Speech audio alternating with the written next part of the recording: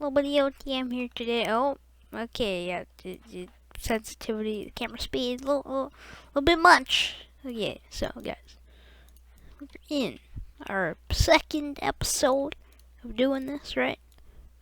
And I have added this little house. Yeah, this is temporal, temporarily here. This probably gonna change, probably gonna upgrade the model, but see, guys, we need to be able, like I said in the first episode of actually making this, we need to be able to get equipment, and then we can upgrade our equipment over time with the money we make from selling crops. So we need to have a house. Then we can have a laptop in the house, and that's how we buy equipment and seeds and stuff like that. So what we need to do is we need to go down here and add a actor, right?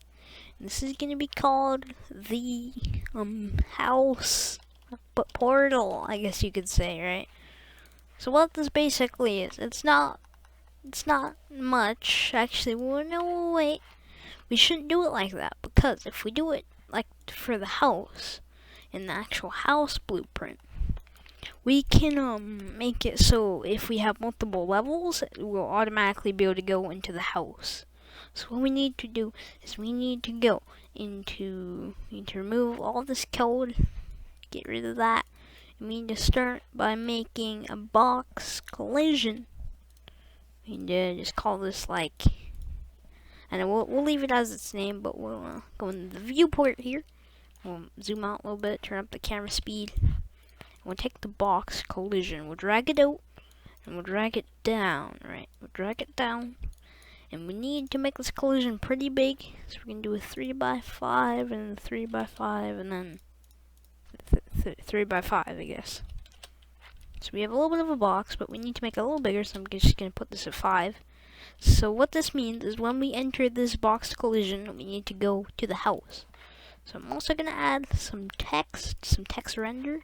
We're going to drag this out real quick. We're going to rotate it like that on the yaw, put it 90 degrees, go down here in the vertical alignment, text center, drag it down. We don't want to do that. We want to do the horizontal alignment, center, and you can do it like this so it's completely centered. So we're going to put it above the door, we're going to make it a little bit bigger, and then we're going to go into the text area and we're going to say enter house, right? We're going to compile and save, and we're going to go to the event graph, and we're going to go to our box. We're going to scroll down here and do on component begin overlap, right? So what we're going to do is we're going to cast to our player C. That's what I called my player character. We're going to drag the object into the other actor, right? So when we do this, it needs to play an animation on the screen, so it'll fade out and then fade in when we load into the actual house level. So we need to go into the compile, save, we need to go over here, we need to go and right click, user interface, widget blueprint, let's call it fade out, fade out, right? So we're just gonna call it this, right? We're gonna go into the border option. We're gonna just drag it and align it. We're gonna make it bigger. You can make it bigger than the little area here, but I'm just gonna do it like this. Pretty sure there's other ways to do this, but we're gonna make it black, right? And down here in the animations, we're gonna add a new animation and call it fade, right? So now, when we select it, it goes here. We need to make, it's for the border, but we need to go into the track. We need to go into, when I find it, the opacity. Apparently I can't find it because, okay, render opacity right here. And what we're going to do, we're going to have your thing, your little, where your time is, you want to click this little button, that adds a new key. Then you want to drag, you want to go here, and you want to click at this, right? Do that again. So right here, we're going to have this at 0, and then right here, we're going to click on that. We're going to change this to 1. Now we can watch our animation. So it goes from nothing, and it goes to black. We might want to change how long that is. Let's make that 2 seconds. Just drag that, and then do this. So it's a lot quicker. It's a whole second quicker. Maybe 1.5 seconds. So it just does that. Then we load. Then once that's done, we load in to the level. So now we don't actually need to make a fade in animation. We can just reverse it. So what we need to do is we need to go into our graph. We need to go to event construct and do this and type in play animation. When you do play animation, we're going to do the in animation. Go to your animations, drag that out, put that there. We're going to get rid of these again. And then play mode forward, and then that's all you have to do. Now when this loads in, it will automatically do it. So now we want to go into our farmhouse, and we want to do add widget, and we want to do create widget, and we just want to do the one fade out, and then add it to the viewport. And then we want to wait how long it was. So we're just going to do a delay, 2 seconds, and then on completed we would open a level. So what we need to do now, so we want to exit that, go into our file, do new level, do the default, and now we need to do save, and now we need to save it. So we need to call it the house, and hit enter. Now we do file, open level, and then we go back to the farm. Now, we're going to do a farmhouse blueprint. Actually, the reason we can't see the text is because if I turn this around, it's backwards. There we go. So now, get into the house actually. So, now we can do this, and open level, and we need to put in the level name, and the level name is house. It is sensitive to capitals, so make sure if you call it house with a capital H, you put the capital H. So now we do save all, and now we want to go and open our level and go into our house again. We want to go into the level blueprints. We're going to go up here and go to open level blueprint. We want to go to event begin play and do create widget. Do the same thing we did with the other create widget. Do the fade out. And then add to the viewport. You want to go in here, play animation, do that, do this, bang, in animation, get fade, bang, and then we want to drag this and do to our in animation, and this time the play mode is going to be reverse. And now once that's done, we'll be able to see the level.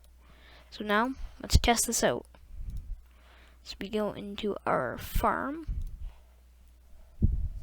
We do play. We'll run all the way over to our farmhouse. Now we just test it out. Oh, that does not cover the whole screen. So let's fix that. What we want to do? We don't want to make it bigger, right? We don't want to make it bigger. We want to put this back the way it was. And in the anchor points, right? Anchors, we want to anchor it like to that. And now we do compile save. Now we test it out one more time. Turn up my camera speed so I can move quicker. Just go over here. Drop down, boop. And there we go. We can fade in and fade out to the new level. What we need to do is we need to open up the level. We need to open up our house level, and we need to just make a basic little floor kind of thing. Nothing special yet. We'll add some materials and stuff in a minute. We just want to make a basic kind of flat area for the player to spawn at. Make it maybe a tiny bit bigger. Do 3 by 3, and now we just save that. Now we just do player start now. Now we fade in to the level, and now we can walk around and do all of that. But okay, So not fly around.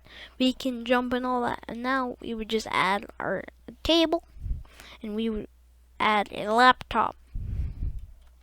So we need to do, I don't know if I've added this into the game yet. No, I have not. We can import our table mesh. So I've made a table actor. We're going to go add component static mesh. And we put our table, and it's probably going to be, it's going to be huge. So we're going to definitely scale that down. Okay, so we're going to change this maybe to 0.2. Let's try 0.2, guys. 0.2. Put this above, and if I try loading this in, it's probably going to be huge. Yep. Thing's bigger than our player, I think. Yeah, the table is bigger than our player. Still need to adjust it a little bit. Let's do let's just try 0.1. 0.1 might be good. I don't know exactly. Yeah, I think that'd be good. I think so. Put that above level. Right there. Or is that on level? No. Put it into the ground a little bit. Now, when we load in, as you can see, we have a little table. Now I just need to need to turn down my camera speed so I'm not going so fast. Maybe put it at 5. And now I just need to move the table around a little bit and just rotate it. And then all we have to do is just add some walls and all that, add some furniture, and we would be done with the area. I think I have a laptop model, so let me just import that real quick. So I made a little quick white material. It's now static mesh. This model was I made this a year ago. Literally made this a year ago. Now we just need to, it's way too big. Size that down just a little bit. Maybe make it 0.1 like the table. So it actually fits on the table. That looks about right. That looks as big as a laptop should be. I want to change our movement, not our position grid to 5. Okay, we might want to put it at 1. Put it just. There we go. 10 again. Compile, save. I'll try putting this on here. That is still a very big laptop. Okay, we still need to size that down a little bit. So maybe like 0.05. 0.05 and 0.05. Let's try that. I think that'd be good. Yep. Perfect size. Literally perfect size for a laptop. Kinda. Is it floating? I can't tell. Let me just look in. I think it is prime position. Yeah, it's not even floating. Alright, let's go ahead and build the lighting. Done building the lighting. And I think we should wrap it up for this episode. So maybe next episode we will add, let me just scoot this over a little bit, put this to the actual object position. So now save this. So yeah, I think next episode we should actually add laptop interaction and maybe some other stuff. But yeah, hope you guys enjoyed this episode of developing a game again. Be sure to leave a like and subscribe. But yeah, thank you guys for watching. I'll see y'all later in another developing episode.